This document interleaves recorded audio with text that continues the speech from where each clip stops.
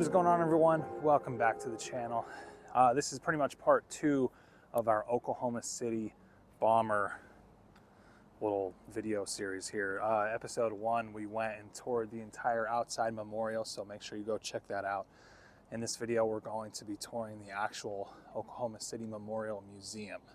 So without further ado, come along. Should be in for a very historical, peaceful day here at the museum. Let's go. Man, look at these like children's drawings that they have right in front of the museum. So like I said, make sure you go check out the other one because we go over the entire kind of day, what happens and where it all happened, which is straight ahead. Pretty much the Alfred P. Murrah building was straight ahead, where Timothy McVeigh parked is straight ahead too. And this used to be the library back then, but right now it's the museum. So without further ado, let's go inside and take our tour. All right, we have made it inside the museum. It's crazy to think that this building was literally right next to where it all happened. But without further ado, we're just gonna go on this tour together and see. This gives you a little idea of before 6:30 a.m. Tables are set and ready for attendees to the 1995 Metro Prayer Breakfast. In less than an hour, 1,500 community, civic, and business leaders will gather at the Marriott Convention Center, 5 blocks from the building.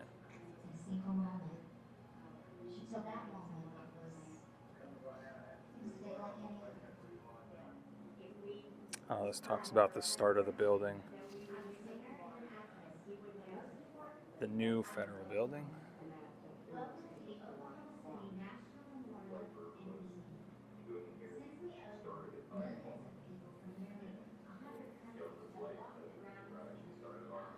Oh, here it was.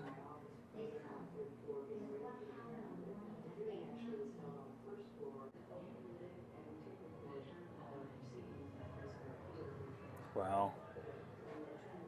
Sign.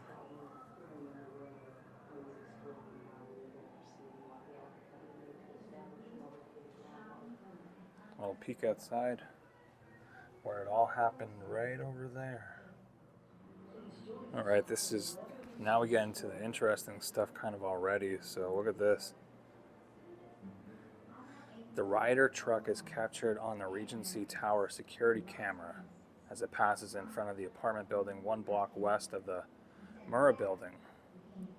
A few minutes before 9 a.m., April 19th, 1995. Oh, that's good to note that too. Yeah, there's the time, 8:56. And as we know from the previous video, the bombs went off at 9:02 a.m. So this is 6 minutes before, pretty much 5 minutes before. And there's the security camera itself. Wow.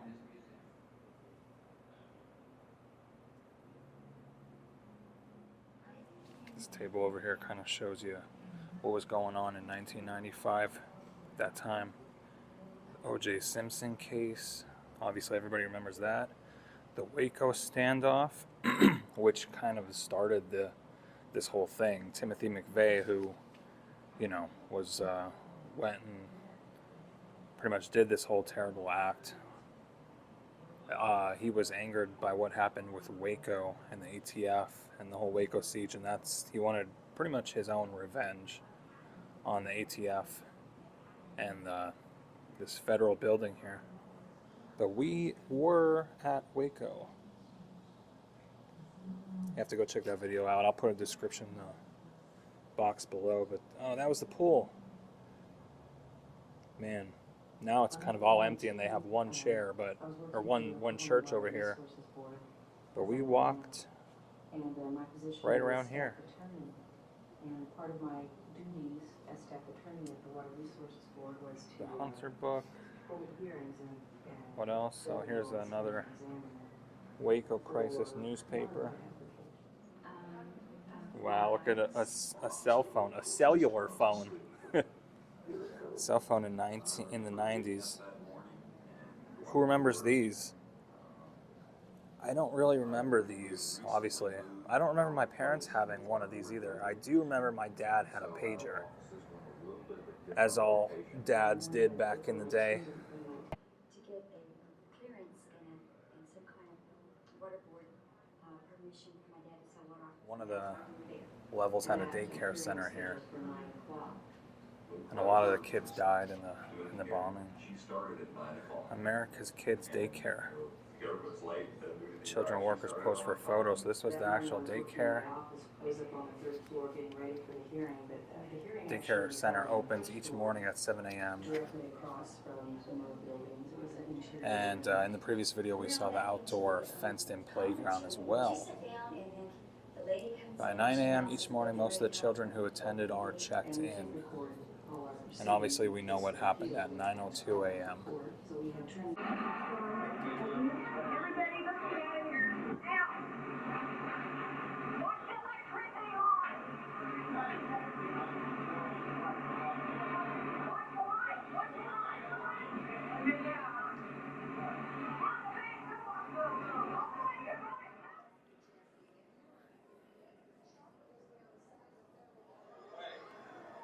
Wow, we just listened to a recording that happened that morning in the building. There was a meeting that was going on and it was being recorded, and it was 9 a.m. that they started the meeting, and you listen to the recording for 2 minutes, and then out of nowhere, you can hear the bombs going off, and it's actually cool what they do. All the lights flicker to just give you a very obviously tiny understanding of what was going on in there. But man, that was scary to just experience in here. I cannot imagine what they went through.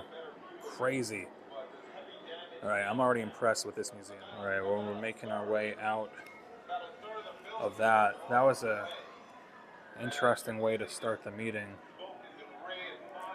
Cast bronze letters from the north side of the Murrah building, pitted, warped, and torn by the bombing, but they're still here. Wow. Look at that. It almost looks like bullet holes through it. Obviously, it's not. Jeez. Oh my god. Look at how this M looks. There's only half of it left. I wonder if this, I'm guessing this is the building, part of the building too. Wow, I could say I touched the building. Probably shouldn't be touching that. But I could say I touched the building. What else we got?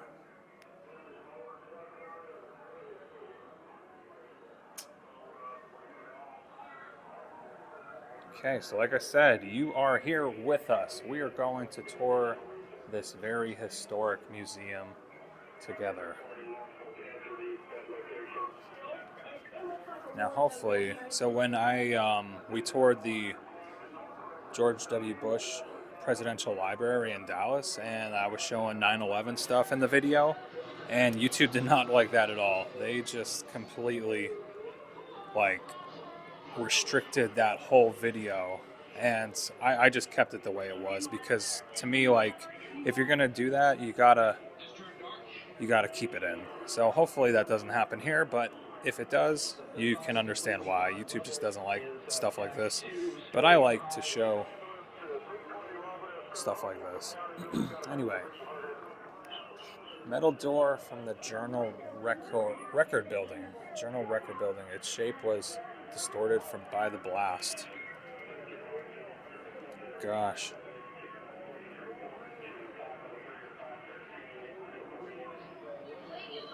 Guess this is a piece from a car. It's like a light. Oh, I see. Oh, it says right there. Duh. Broken light fixture recovered from the south side of the building. Glass bricks blown from the walls. An elevator control panel blown from the building.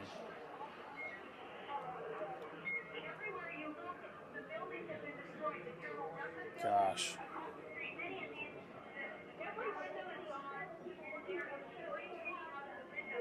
This is really well done. I mean, the memorial outside, which I said go watch that video before you watch this, but the memorial we saw outside was so well done, and the museum so far just as well done. Chaos, man, at 9:02 a.m., April 19th, 1995, a bomb explodes on the north side of the Alfred P. Murrah Federal Building. The final death toll will be 168. The total number of injured survivors is nearly 700.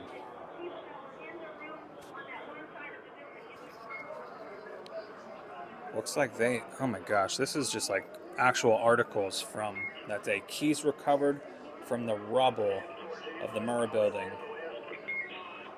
Look at all the keys. Car keys, house keys. Oh, it went blank on me. Oh, there it is. Okay. There's so many of these. What do we got over here? Stone fragment.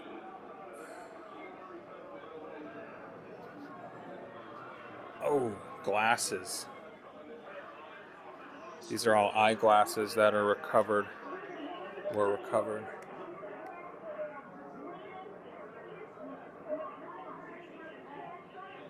Eyeglasses broken in the bombing.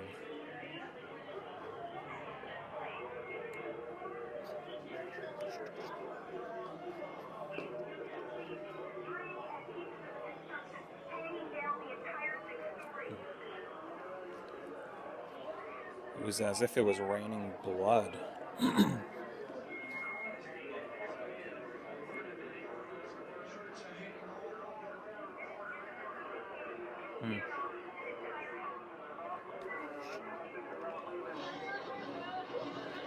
Watches.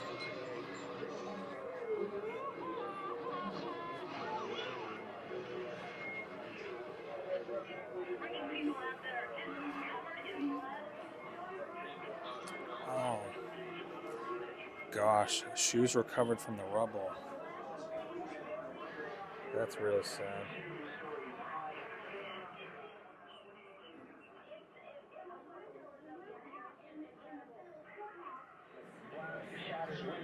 Coffee mugs.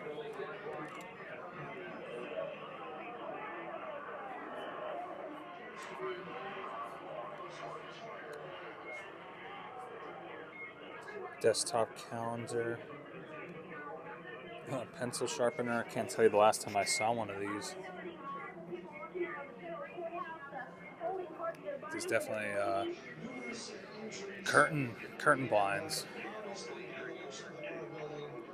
Wow, look at this old computer. Oh, and like a filing cabinet.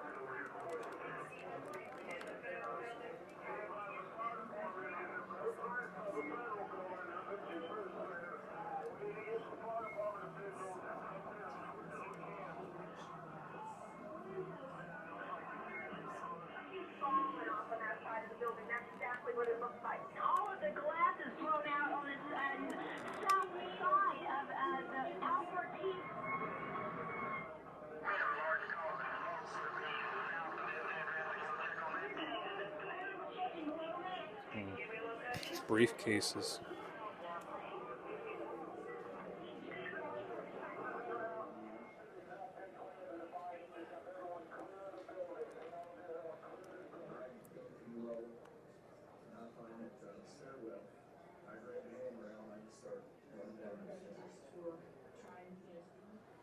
I wonder, I think this was I don't know if this was a part of his van or not, or his truck with all the bombs in it, but I think it might be. The front entire rim of the Ryder truck is blown with such force. Might be it right there.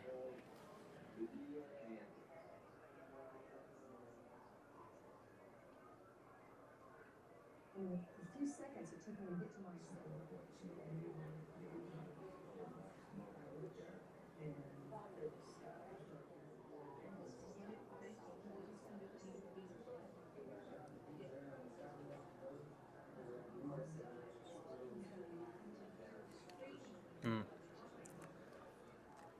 So here's 5th Street. This is where the pool, the reflecting pool is now. If you haven't seen my last video, like I say, go back and watch it because we go walk around here. The pool's there. All the chairs in the memorial are set up right here now. And this is pretty much the building where we are. Oh, and here, I think right here is the survivor's tree. I walked around this tree right there. So that's where the parking lot was, huh? I knew there was a parking lot right there. But okay, I got it now. We're in here. Survivor's tree. Pool. Interesting. Defenseless citizens. It was an act of cowardice, and it was evil. Not allow the people of this country to be intimidated by evil cowards. Oh, that was Bill. Bill Clinton. I'm Brian Williams, NBC Nightly. Wow, look at this old camera. I'm Katie Couric, CBS News. I'm Charles Gibson from ABC's World News. Good morning, everyone. It is a scene of great chaos in downtown Oklahoma City. Press tags. In the center of Oklahoma City, about Oklahoma 9 o'clock Media local Press. time in Oklahoma. Get over there. Get there as quickly as you can. Smallest microphone is. Same name. Carrie Hudsey. Raw footage. April 19th, look at that. April 19th, 1995. So obviously this whole section is talking about the media. These are actual notes. Quiet. Wow. It's somber, people. Serious, you know. U.S. federal buildings are easy targets open to the public, minimum security. The old classic VHS tape. Off-air recording. It wasn't just in the United States. This whole section's about the media. Old Sony camera. See, you put the VHS tape in the back. News camera used. Television photojournalist on April 19th, 1995. And then the days immediately following the bombing. He said, well, we got a gas explosion. Word processor used by reporter Brian Painter of the Daily Oklahoma during his reporting of the bombing. Oklahoma City fire chief, suit and jacket, helmet. Experts concurred that this was done by some foreign terrorists. I haven't showed a lot of these through. It's a little busy in here today, but they do show you like the hourly breakdown. So like here you can see 2:30 p.m. the rain begins falling downtown. Survivors transported from the site. Oh, 2:51, 52, 58, 4 o'clock. They keep getting one survivor out after the other.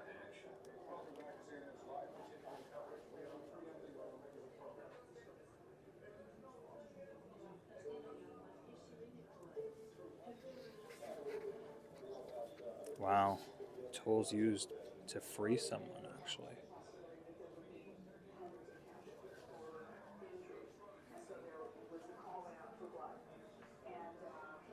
Oh, and you can see here we go, 4:30.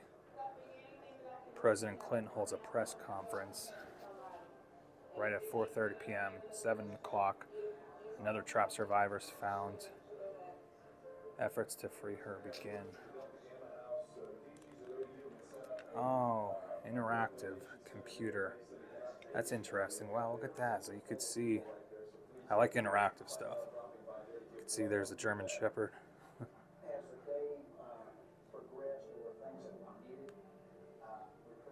Look at that. Look at all the floors. Wow. As I just said, it started raining around 2:30, I think it was. So you could see them wearing rain gear, and this is one of the coats. Wow. You can see the holes in it, how dirty it is still. lots of people are turning out. I believe we have some video of some doing, and in 30 minutes show up at the bomb site. In fact,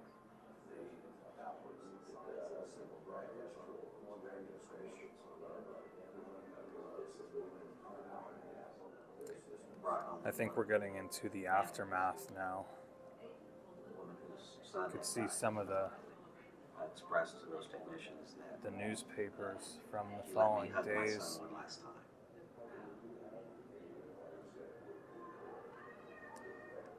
So many of us in Oklahoma, probably across the world, are thinking about what can I do?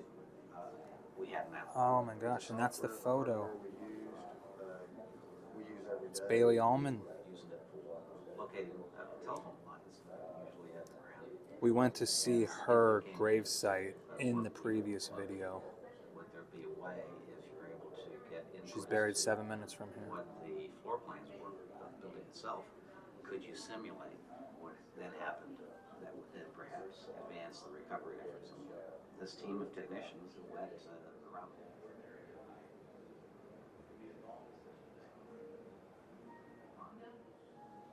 This glass case is full of rescue recovery tools, some rope.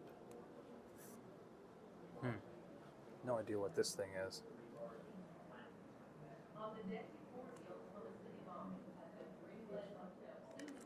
I think this next section, yeah, they're talking about Timothy McVeigh and Terry Nichols. After the bomb explodes, the road to justice begins with a simple traffic stop. And I actually went past it and Oh, had to get my sketches. bike to slow down and fall back in behind the Mercury. Initiated emergency lines. He pulled over. McVeigh is arrested for state vehicle and weapons violations. He's transported to the Noble County Jail in Perry, Oklahoma. No connection exists between him and the bombing. The FBI uses the first sketch to identify McVeigh. The FBI later concludes the second sketch is of an innocent soldier at the body shop on another day. So I guess one was right and one was wrong. Not even the television coverage. This is the arrest. So there he is.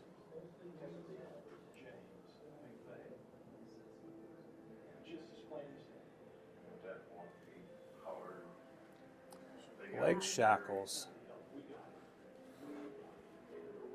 Leg shackles, 2 metal rings connected, used by law enforcement on Timothy McVeigh. Wow, when he was transported. So those are the actual shackles that they used on him. And this is the white t-shirt at the time of his arrest. Oh my word, look at this ding dong.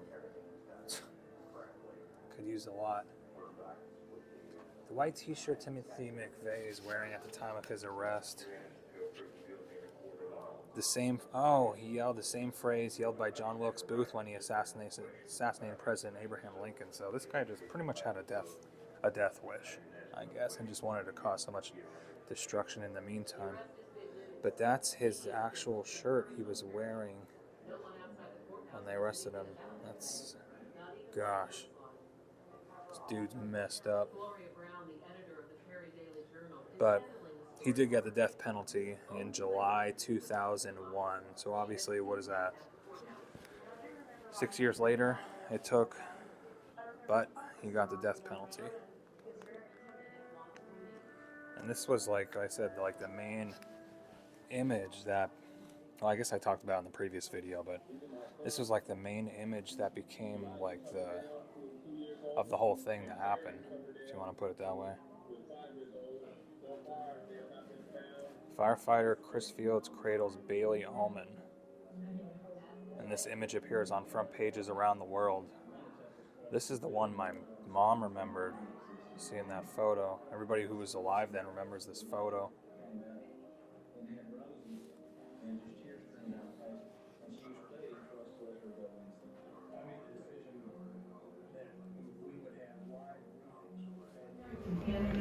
Oh, here we go. This is what I was trying to say, but couldn't put the words to it. Of the thousands of photographs taken after the bombing, one, a firefighter cradling a 1-year-old girl, comes to symbolize the tragedy for many people all over the world. The photo earns a Pulitzer Prize.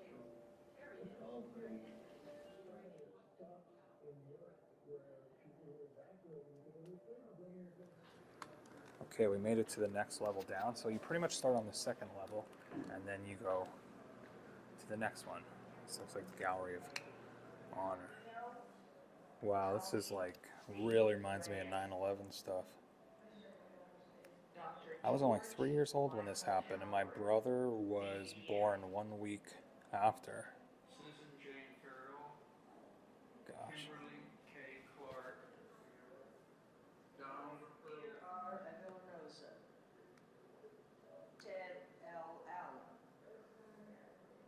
Joanne Wittenberg. John Carl Van III. John Thomas Stewart. Terry Smith Reese. Patricia Ann Nix. Betsy J. Beebe McGonnell. James A. McCartney II. Mary Leisure Renty. Teresa Lee Taylor Lauderdale. Ann Krimberg. Thompson Eugene Gene Hodges Jr. J. Colleen Giles. Linda Louise Florence. Judy J. Rowe Fisher. Castine Brooks Hearn Devereaux. All right, here, this is Bailey Allman. We were just talking about. Andrea Yvette Blank. Diane Elaine. Here's the survivor tree I saw in the previous video. So we walked around here, and the building would have been this way. And here is, wow, this is the building we're in now. So this was the library then, now it's the museum. This was all a parking lot, which I didn't actually know at the time of making the last video. But here's that same tree, the survivor tree. Saw the whole thing. And the famous fence, which we talked about in the previous video too. The original fence is still there. They moved it. It's in a new spot now, but it's at the memorial outside. And this is them actually moving the fence itself. Investigation has determined that 2 males were associated with this vehicle. So the work was nonstop on the Ooh. bomb threats. And as car. everybody was working through that investigative piece, Ryder trucks, everything became key because no one knows this is a terrorist group. And are there going to be other incidents? The getaway car. McVeigh remains in custody for 2 days awaiting a hearing. All the while, in the outside world, a full-scale national investigation begins to connect pieces of evidence. Slow down. And let me shoot in the tracks. So I yell for him to step in. Well, tell him the reason I was stopping. You don't have that. Wow, this is the Glock 45 handgun that Timothy McVeigh is in possession of when Trooper Hanger pulls him over. So this was his. Creepy, huh? That's pretty creepy. He had a knife on him too. Oh my gosh, and there's his damn driver's license. Sick dude. Very sick. Spinning him around. Say, get your hands up, turn around. I drew my weapon. Yeah, so this whole next section, like I said, this is like where the manhunt begins. So they have the car, kind of the route he took, items that were on him. We saw the handgun. The trail is on. And then I guess out comes some of the...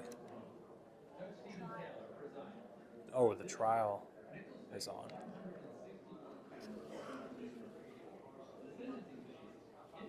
Wow, so this is the actual, whatever you call this, the gavel? I think it's called a gavel. Yeah, it says gavel. He uses in the state of Oklahoma versus Terry Lynn Nichols. So Terry Nichols was the accomplice of Timothy McVeigh. Now he is still alive, I believe. He's in a huge federal prison in Colorado, but I think he's serving like 160 some plus years. Trials on.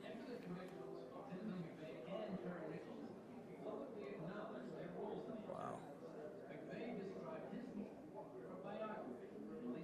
Michael Fortier was released from federal prison in January of 2006 and placed in the Federal Witness Protection Program.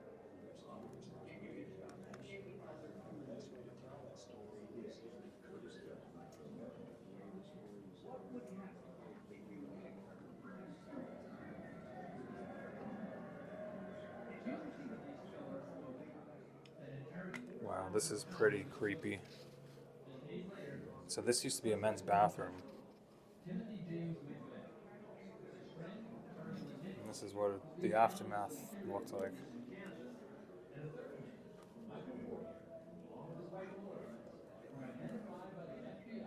Obviously, this is really sad. Okay, you can. Oh yeah, you can see. Look, there's like a urinal broken right in half. This is very sad, but it's, I don't know, at the same time, it's really cool to kind of see how they put this together. Man, this museum has done such a good job. Wow.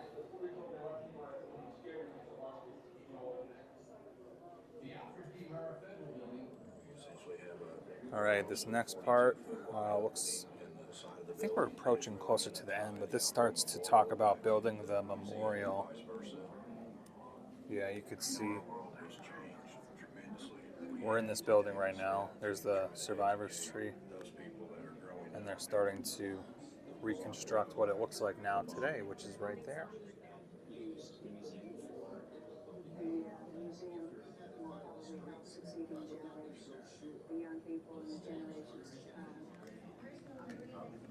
And as you could see, as we go through, wow, it's bright. We would have been looking at the building straight ahead right here. So just give you a quick overlook. This is the survivor's tree that we've seen multiple times in this museum. All right here, straight ahead, this would have been the parking lot where this grass is right here. This is where all those cars were destroyed. 5th Street, which is where the reflecting pool is now, that's where they would have had the van / truck parked. And then right ahead where the chairs are, the building would have been directly right in front of us. Such a beautiful memorial.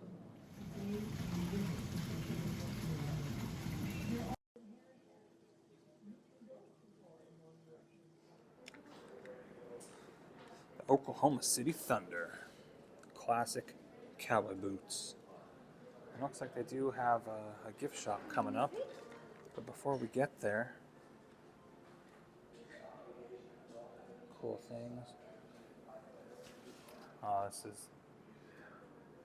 This is where I guess they were putting the chairs in. Shovel. Oh, and there's Bill with one of the chairs.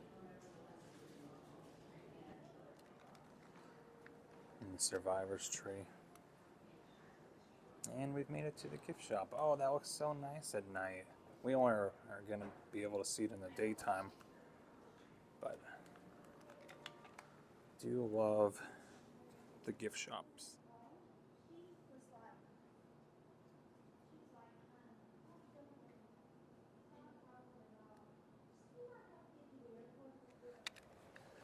And just like that, we made it outside. Well, everyone, that's going to wrap it up for this video. Like I said, this was part 2, so if you haven't seen part 1, go back and check it out where we toured the whole area where the building used to be.